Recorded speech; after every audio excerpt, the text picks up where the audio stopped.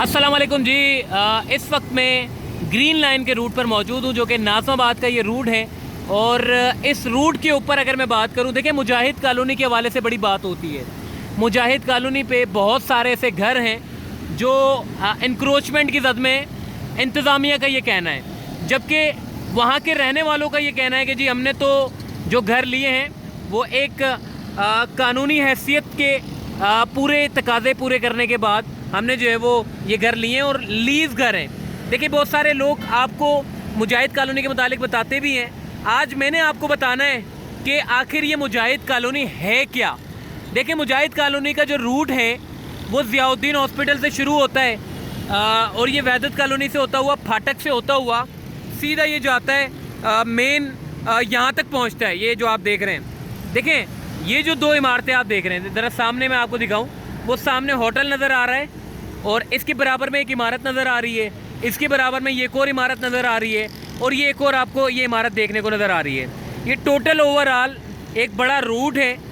इंतज़ामिया का ये कहना है कि हम जो है वो सुप्रीम कोर्ट ऑफ पाकिस्तान के तहत ये हुक्म पर अमल दरामद कर रहे हैं, जबकि जो मुतासरीन हैं उनका ये कहना है कि जी हमने जो घर लिए ये सारे के सारे जो है वो हमने कानूनी यानी कि दस्तावेज़ात हमारे पास मौजूद हैं। तो मैं आपको ये बताना चाहता हूँ, देखें एक रास्ता जो ज़ियाउद्दीन हॉस्पिटल से अंदर की तरफ जाते हैं आप, तो ये रास्ता अंदर की तरफ निकलता है वहदत कॉलोनी के बाद फाटक, फाटक के बाद मुजाहिद कॉलोनी, और मुजाहिद कॉलोनी का ये आखिरी कोना है। ये जो हिस्सा आप देख रहे हैं ये मुजाहिद कॉलोनी का आखिरी कोना है। यहाँ तक ये जो आप इमारतें देख रहे हैं सामने, 3-4 बड़ी बड़ी जो इमारतें आप देख रहे हैं, ये एक बहुत बड़ी पट्टी है। तकरीबन कोई 1 से 1.5 किलोमीटर तक ये तमाम मकानात बने हुए हैं। 500 से 600 प्लॉट्स निकलते हैं और 3000 के करीब जो है वो 2 से 2500 के करीब जो है वो ख़ानदान होंगे। ये ओवरऑल जो है वो इस वक्त ऑपरेशन किया जा रहा है। देखिए 2 रूट है। पहला रूट जो ज़ियाउद्दीन हॉस्पिटल से अंदर की तरफ आप आते हैं तो वहाँ निकलता है, और ये जहाँ तक ऑपरेशन का जो एंड है, जो आखिरी कोना है जहाँ पर इस पूरे ऑपरेशन के रूट को जो है वो क्लियर करना है, वो यहाँ तक आकर क्लियर होंगे। ये सामने आप देखें, ये सारी जो इमारतें आपको देखने को नज़र आ रही हैं, ये पूरी कटिंग की जद में, और ये जो रूट निकलता है मुजाहिद कॉलोनी का, ये यहाँ आके निकलता है। अक्सर आपने देखा होगा जो मुतासरीन है वो अक्सर ये जो रूट आप देख रहे हैं यहाँ पर आकर एहतजाज करते हैं, ये रूट पूरा मुकम्मल बंद हो जाता है। तो मुजाहिद कॉलोनी का ये दूसरा बड़ा कोना है। पहला कोना जो ज़ियाउद्दीन हॉस्पिटल से शुरू होता है, दूसरा वाला जो कोना है वो यहाँ से शुरू होता है। तो पुलिस की जो नफरी है वो इन्होंने इस कोने पर भी तैनात कर रखी है, पहले वाले कोने पर भी तैनात कर रखी है। ये पूरा हिस्सा है और इसमें बेशुमार बड़े बड़े घर हैं। अगर प्रॉपर्टी की बात करूं तो करोड़ों रुपयों के घर हैं, करोड़ों रुपए के। मगर बदकिस्मती से जो पुराने जो अफसरान थे जिन्होंने इतने बड़े बड़े घर बनवा के दिए, वो यकीनन इसके भी ज़िम्मेदार हैं। उनका भी सदेबाब होना चाहिए कि इतने बड़े बड़े मकानात कैसे बन गए। 40 साल 45 साल पहले ये जो इतने बड़े बड़े मकानात बनाए हैं, ये आखिर कैसे बना दिए गए।